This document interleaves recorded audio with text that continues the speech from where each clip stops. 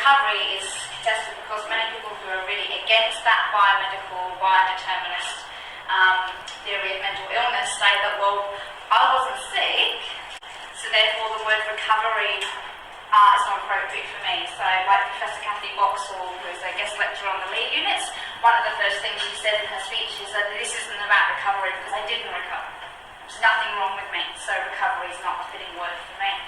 And I guess I identified that, but I have another view on it, that sometimes the word recovery is seen that you're supposed to go back to the way that you were before you had all this distress and all these experiences.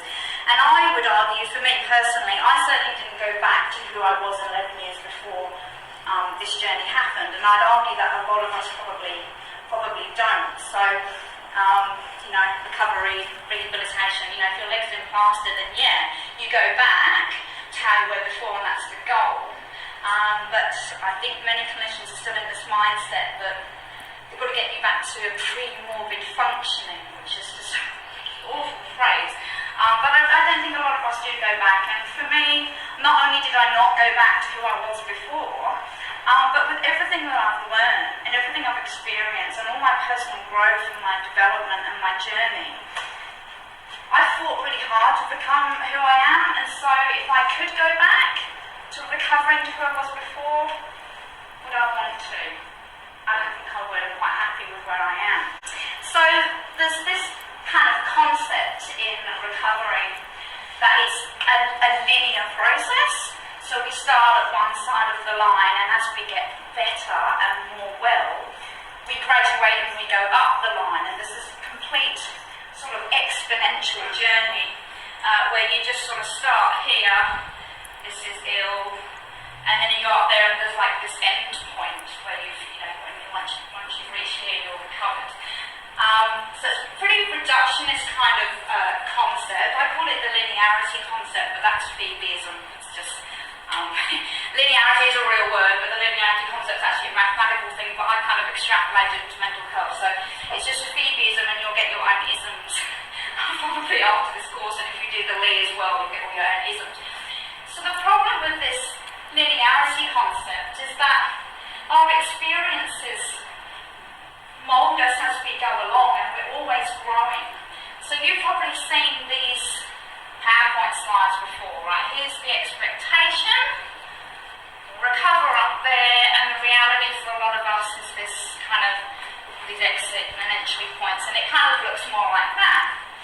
And the only thing with this linearity concept is it tends to elicit this really negative attitude to relapse, this term relapse. And the term relapse is something that I just have often had quite a problem with, because I've heard clinicians saying, oh, that guy, he was doing so well, and then it all went wrong and he relapsed. It was such a shame because we'd gotten him to here and now he's just right back there. And I often try to say to him, he's not right back there, he's in a completely new experience, he's learning new things.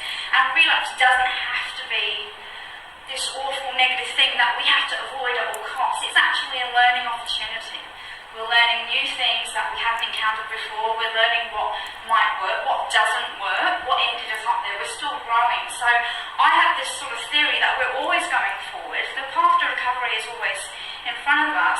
I do feel like I've fallen into a crack sometimes, and I've slipped down, and I've got to find a way to pull myself out. But I didn't backstep. I'm not going anywhere else. I'm not going behind me anywhere else. I'm actually still, forward-facing to my recovery. So the word relapse, actually Latin and derivative. So re means backwards, and lapse means to slip. And I guess because I studied a lot of Latin, and I love language, which is why I love the last workshop. So that's why I kind of don't really like the term relapse, because it's this theory that we failed. We did something wrong, and we've gone backwards. And I guess to finish off this section, there's a wonderful article by Pat Randall, 2009, where there's this spiral diagram is what's called the recovery model. It's like a recovery model, where you start at birth here, and the spirals of experiences and growth. And you could invert it, you could do it diagonally, it doesn't matter which way the spiral goes. But you have experiences at some point.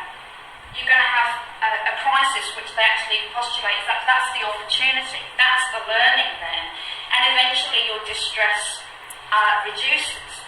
But the reason why I like this theory is that if we were here and we apparently relapsed and dropped down a few coils, we don't really go backwards because the learning that's happened from here to here and these experiences, when we're here, we've changed.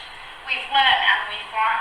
So even if we theoretically went backwards, we would not be at the same point that we were before it's happened. So I really, really love that article. But recovery is one of the subjects that we all love because it's so individual and personal to us.